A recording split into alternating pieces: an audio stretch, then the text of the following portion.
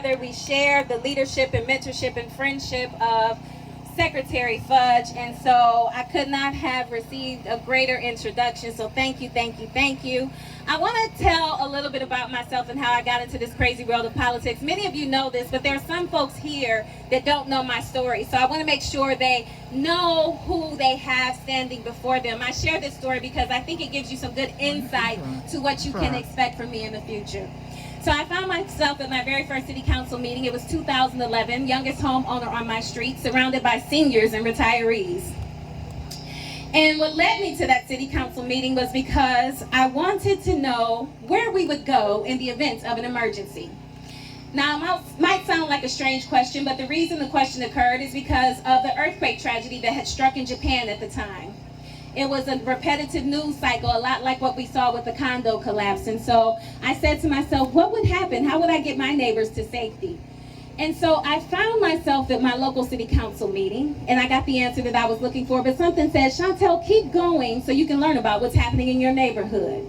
And what I learned was, like many of our communities, there was some room for improvement. So rather than complain, I am a person that believes in being the change that you want to see. So I rolled up my sleeves, pounded the pavement, knocked on doors, and introduced myself to my neighbors. And I said, I would like to be your city council person.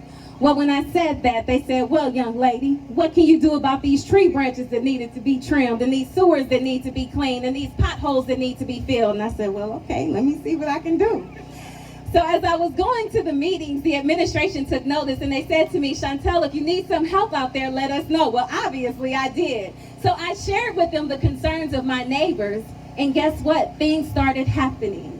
Things started happening, and I wasn't even elected. So I was feeling pretty good about life. Things are going my way. So fast forward, election day comes, the polls close, and I was down by 6 votes. 6 votes. Down but not out. Disappointed but not devastated. As a child of faith, I've never been shy about my faith. As a child of faith, I said, okay, God, I trust your infinite wisdom. Maybe this isn't for me. And I was actually convinced I would never run for public office again. It's Sunday. Does anybody have a but God in their spirit? But God. So 11 days later, I learned that there were 23 provisional ballots in my race, and that I had won by 7 votes. 7 votes. 7 votes. Can anybody say 7? Okay, so that 7 has been so significant to me because as a child of faith, 7 represents perfection, completion, and God. So I often credit this journey of public service to His divine intervention, grace, mercy, and favor. And so that has been the moral compass, the guiding force, and the foundation in this work that I intentionally describe as public service.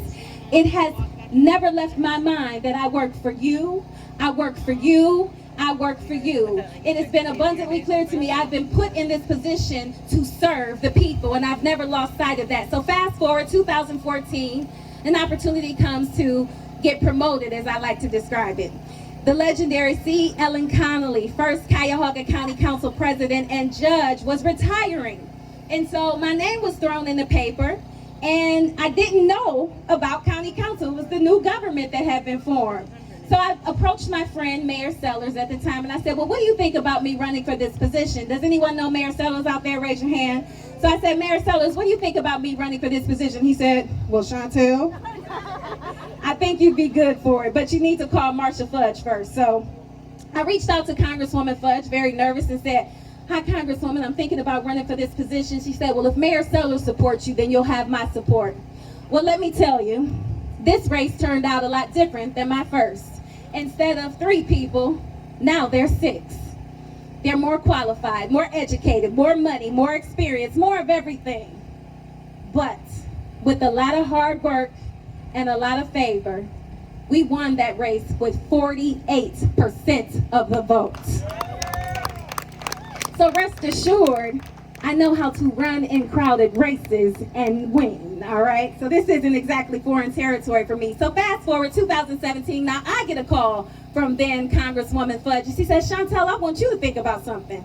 And it's okay if you say no. I said, well, what is it? I want you to consider running for Democratic Party chair. Now, it's an unpaid position. Say what now? So I thought about it because I saw it as an opportunity to empower people, to help them understand their political capital. So I prayed about it, sought the consultation of people that I know, love, and trust, and they said, Shontel, we think you'd be great and you'd have our support, you should go for it. So I approached it with the same vigor and diligence you see me working with today. I reached out to over 700 members of the Cuyahoga County Democratic Party to seek and earn their vote. I'm proud to say in 2017, I made history when I became the first woman elected and the first black person elected to lead the largest Democratic Party in the state of Ohio. Now, we are not the most populous county, okay? So when we are able to deliver the most votes from the precinct to the presidency under my leadership, I take a little personal pride in that. So now, fast forward, I'm doing this thing, I'm leading the party, and I'm a county council person. A constituent comes in and says, Shontel, the hearing impaired community has no way to communicate in an emergency situation. They can't call 911 like we do. Introduce the concept of text 911. I took the baton and ran with it because that was an issue that wasn't important enough for me to say, even though this person doesn't live in my district, it will help 25,000 people who have this condition. So we modernized the text 911 messaging system, and that not only helped them, but people in hostage situations, women in domestic violence relationships who can't call 911 but have used the text 911 messaging platform to be rescued.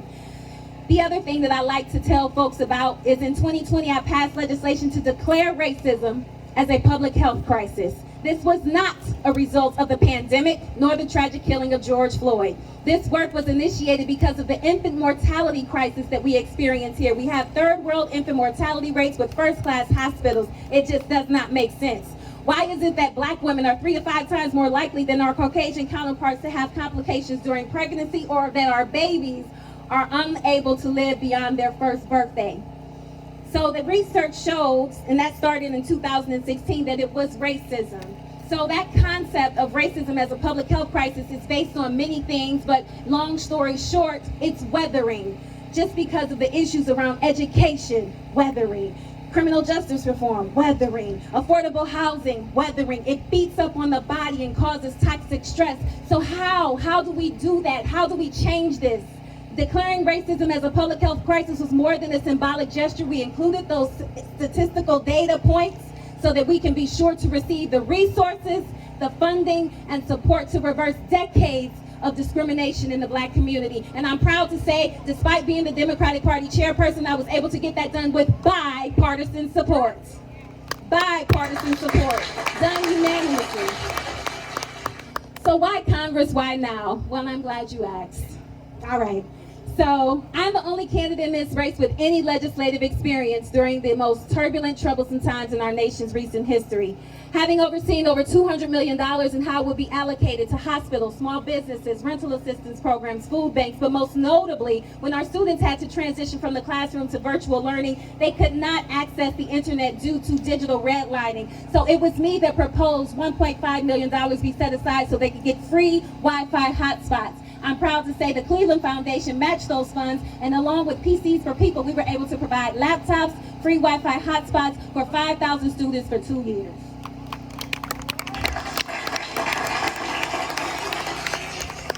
So the stuff I've been doing, it's not sexy. It doesn't get a lot of headlines, but I don't do it for that. I do it because I want to make headway, not headlines. If you want somebody that's going to give you lip service instead of public service, then I'm not your candidate. I've been working hard to deliver results, not rhetoric. So when you talk about a person that is ready to go to work on day one, I've been representing people from the inner city to the outer ring suburbs for the last 6.5 years as Cuyahoga County Council person. So my district stretches from the most impoverished to some of the most affluent, and I am ready to represent them on day one. So if you think this district deserves someone with the courage of a Lou Stokes, who demanded that we have reflective representation in our government, I've done that when I declared racism as a public health crisis.